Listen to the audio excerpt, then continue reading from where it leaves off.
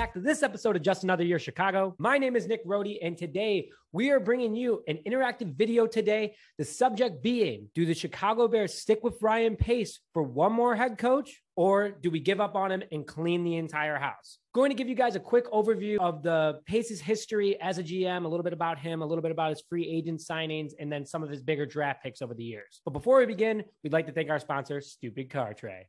Tired of your pizza topping sliding, office coffee distracting you while driving, grease and other stains getting on your seat, or you're just enjoying a game on the couch and don't want to lean over? Look no further than the Stupid Car Tray. Visit www.stupidcartray.com, link in the description. So with that, let's jump into the history of Ryan Pace. Ryan Pace began his GM career with the Chicago Bears back in 2015. He worked for the New Orleans Saints for quite a while and then was given the opportunity with the Chicago Bears after Phil Emery was fired as the general manager at the time. He has had two head coaches during his 6 year, or entering his seventh season as the Chicago Bears general manager. Number one was John Fox. Number two was Matt Nagy. He has an overall record of 45-60 as the general manager with 2 playoff losses and only 2 playoff appearances. John Fox was 14-34 as head coach of the Chicago Bears. Matt Nagy is currently 31-26 and is 0-2 in the playoffs. The Bears have been in the playoffs 2 times since Ryan Pace has become the general manager, back in 2018 as the NFC North champions, and then in 2020 as a wild card spot. Ryan Pace also won Sporting News Executive of the Year back in 2018 after the great season of 12-4 that ended with the Cody Parkey double doink. That's the history of Ryan Pace as the Bears general manager before his draft and free agency. So let's jump into that. Let's go with 3 good signings, 3 signings, and 3 bad signings for Ryan Pace to start things off. Number 1, let's start with the good. First one, Khalil Mack. Obviously, that was a huge sign and trade for the Chicago Bears. The Bears won the trade without a doubt because every single draft pick that Ryan Pace sent to them besides Josh Jacobs is either no longer on the team or is just not performing well anymore. Khalil Mack also has been a huge asset to the Chicago Bears defense, and you cannot deny that every single game teams are planning around him. So that is a huge step for the Chicago Bears and a huge piece to the puzzle. Number 2, Allen Robinson, wide receiver from the Jacksonville Jaguars, was coming off an ACL injury when Ryan Pace first signed him and has been a top 10 receiver in the NFL since joining the Chicago Bears. Great signing. Hopefully the Bears can keep him around, but if not, he has been a valuable asset to the team, and Ryan Pace has already started planning ahead for the days of Allen Robinson not being on this team anymore. Finally, Akeem Hicks. There is no doubt that Akeem Hicks is the big leader on this team. He's a little Chicago Bear. He has been here for the good years, the bad years, and the years of the Chicago Bears. And he plays through injuries. He plays with his heart. And that has been definitely one of his best signings as the GM of the Chicago Bears. Now let's go to the side of things. Number 1, going to kind of shock you guys. Robert Quinn is my first one. And the reason for this is because Robert Quinn had a really rough first year. He was battling injuries. He had some off-field issues and really wasn't performing up to his salary cap hit that he had back in 2020. But this year, he is doing really well, minus a few costly penalties in that Pittsburgh Steelers game, but he's leading the team in sacks. He has been a complete presence and has helped really expand the field in regards to letting Khalil Mack also get back to the quarterback when he is on the field when he's not injured. Khalil Mack is currently injured, but Robert Quinn is he's doing a good job. He's got to continue to prove that he earns that money. Number 2, Princeton Mukumera. A lot of people remember him. He's a strong DB that we got from, I believe it was the New York Giants at the time, and he ended up going to the Raiders after the Bears for a while. But Princeton Mukumera, he did fine for his first few seasons, and then he kind of fell off with age. It happens, but he did what he had to do, especially back in 2018. He was a huge part of that defense. So I'm going to go with the signing because he was good for the first half of his contract. The second half, unfortunately, age caught up to him. And number 3, Danny Trevathan, my third. He was a great signing on his first contract with the Chicago Bears. But then the Bears had a decision back when it was between Nick Kowalski and Danny Trevathan, and they went with Danny Trevathan. Kowalski has had a pretty solid career with the Oakland Raiders since leaving the Chicago Bears. Fast athletic linebacker, and Danny Trevathan has only declined since that time that we re-signed him. I'm going to go with the but that first time on his first contract with the Chicago Bears was fantastic. And the 3 bad signings, I'm just going to go through super quickly. Number 1, Mike Glennon, horrible. Don't want to talk about it. Horrible signing for the Chicago Bears. Number 2 was Cody Parkey, the infamous double doink that haunts Bears fans still to this day. He was a fine signing at the time because he was a decent kicker, but overall, he is a curse of the Chicago Bears, and everyone wishes that Pace never signed him. Third, Trey Burton. He had a really big offseason or a big postseason when the Eagles won the Super Bowl that year when the Bears brought him in. It was fine. I mean, he was a fine player, but he was really injury prone on the Bears. A lot of money was put up in the cap and the Bears had to chew a lot of it. So overall, it was a bad contract. So now Going into topic number 3, let's go to Ryan Pace's 2 big positives from each draft class, his 2 ants from each draft class, and his 2 bad picks from each draft class. We're going to start with the good, though. So back in 2015, his first draft, his first great pick was second round pick, Eddie Goldman, defensive tackle. He's still on the team today, a strong asset to the Chicago Bears. You know, a lot of people have mixed reviews of him because of his inconsistency of play, but Eddie Goldman looks to be back and has been a great asset for the Bears since 2015. Adrian Amos, safety out of Penn State. I know that he plays for the Packers now, but he was a very strong player and a great late round pickup, which Ryan Pace is known for from 2015 and was a strong asset for this team before he ended up leaving for Green Bay, which I don't agree with. It was between Amos and Buster Screen. We paid Buster Screen $1 million less in cap, and Amos is still quite arguably a Pro Bowl type player. 2016 goods. Let's go with 3 here because honestly, this was a really good draft for Ryan Pace. First, second round pick, offensive guard Cody Whitehair. Still on the team, a leader of the offensive line, and overall, he's been on some really good offensive lines and really bad offensive lines. He's always been there through thick and thin, and even with age, he's not slowing down. So Cody Whitehair was a great pickup in the second round. The second one from this 2016 draft is the 4th round pick, inside linebacker Nick Kowalski. I know I talked about him earlier, but what a pickup he was. 4th round pick out of West Virginia, was a very strong player for the Chicago Bears, great depth guy. And then when Danny Trevathan got hurt, he came in, and a lot of people were like, who do we sign? Do we sign him or do we sign Danny Trevathan? And we ended up going with Danny Trevathan, but Nick Kowalski was a great pickup, especially in the 4th round in the 2016 draft. And finally, the 5th round pick, Jordan Howard, running back out of Indiana, was an absolute beast and a steal for the Chicago Bears. He was really the only thing that was working on the offense for a long time. 5 yards per carry, was able to just bulldoze over guys. Jordan Howard was great on the Chicago Bears, and a lot of people were upset when the Bears got rid of him, but his career did take a pretty steep decline after he left Chicago. But what a pickup it was for Ryan Pace, especially in the late round in 2016. Let's go to 2017. I only got 1 here because 2017 was quite honestly the most interesting draft and what hurts Ryan Pace's reputation the most. Player I'm picking is from the 4th round, safety Eddie Jackson out of Alabama. What a pickup Eddie Jackson was and is still to this day. I know a lot of people aren't happy with his tackling. I'm one of those people, but Eddie Jackson has played with 3 different defensive coordinators.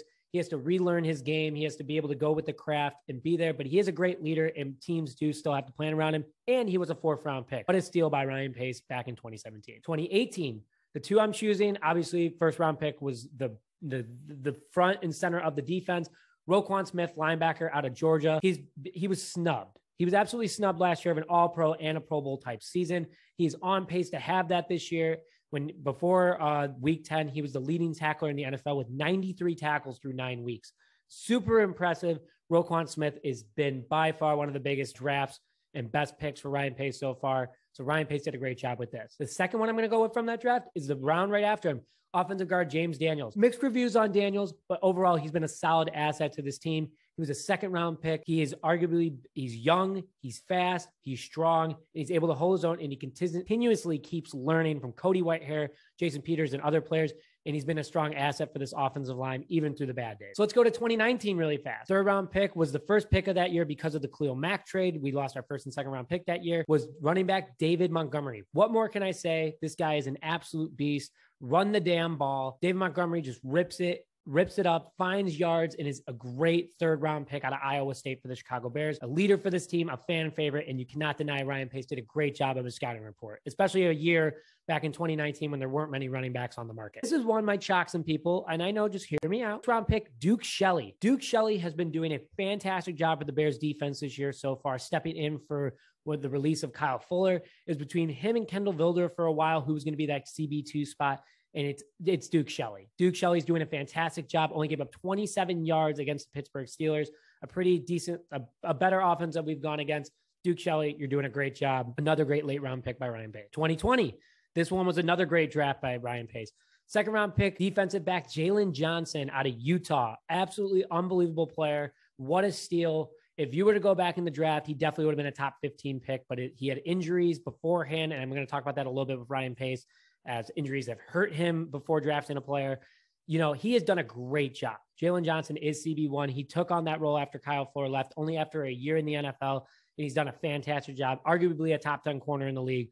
So Jaylon Johnson was a great steal for Ryan Pace. And then, obviously, in 2020, a fan favorite, 5th round pick, Darnell Mooney out of Tulane. What a late round pick by Ryan Pace again. a wide receiver one, arguably, then this is if the Allen Robinson days end.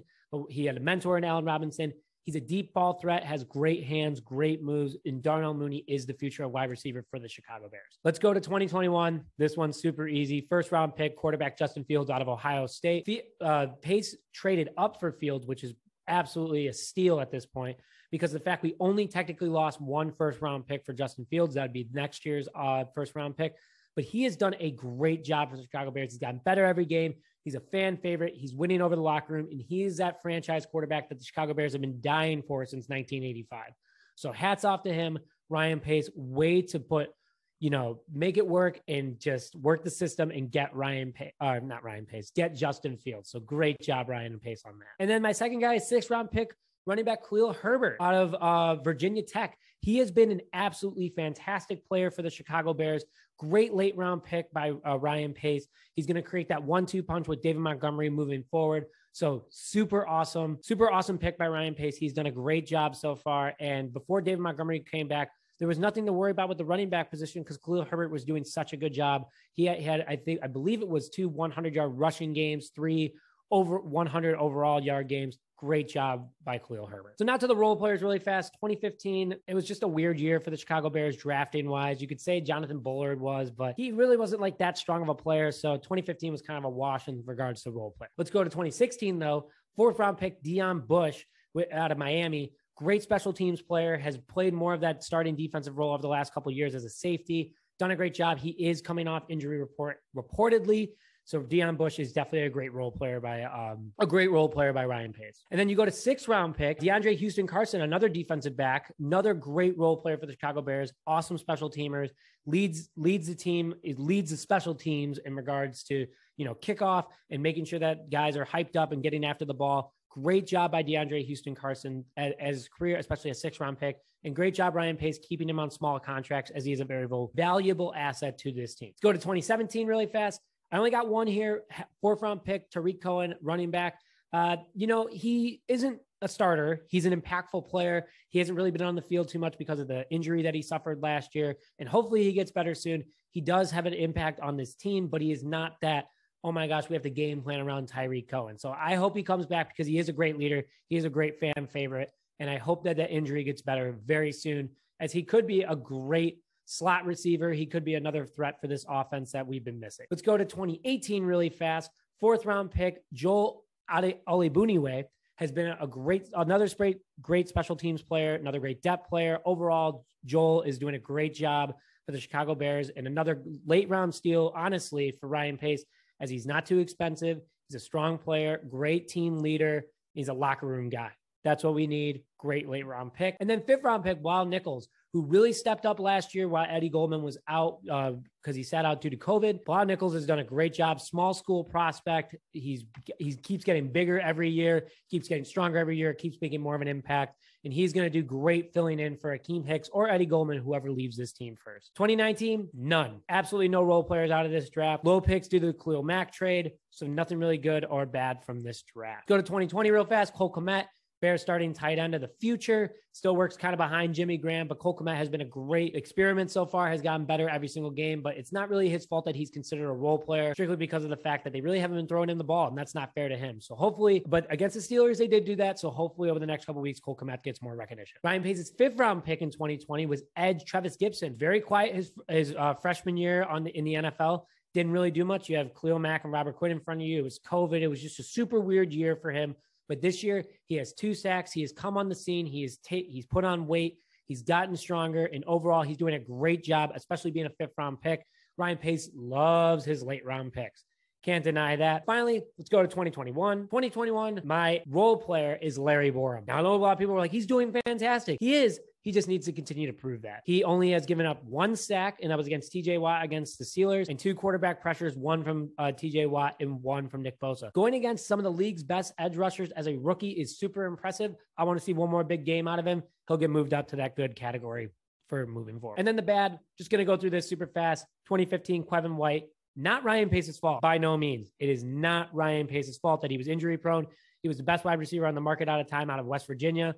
Unfortunately, his career did not pan out here in Chicago, nor did it really pan out anywhere. But It's considered bad because it was his first overall pick as a Chicago Bears general manager. 2016, edge Leonard Floyd. Now, Leonard Floyd has done great in LA, but he wasn't designed for the Chicago scheme. He's too thin. He has a great wingspan, and he was able to really explode in LA. So it didn't really work out in Chicago. Another first-round pick out of Georgia. Unfortunately, it didn't work out, but happy to see his career took off over in LA. Go to 2017. I got two here. The one obvious first-round pick, Mitchell Trubisky, North Carolina quarterback. It's not really Ryan Pace's fault either, and I'll defend him on that. He was ranked very high. He had a great scouting report, but guess what? He came to Chicago, who is not known for quarterbacks, got thrown out into the fire, and really never progressed after that. So Mitchell Trubisky did great his sophomore year, arguably, in the 2018 Bears when they went 12-4, but he never really panned out, and the Bears gave up a lot of assets just to move up one spot for him. And it's always shadowed by the draft with Deshaun Watson and Patrick Mahomes. Number two, Adam Shaheem.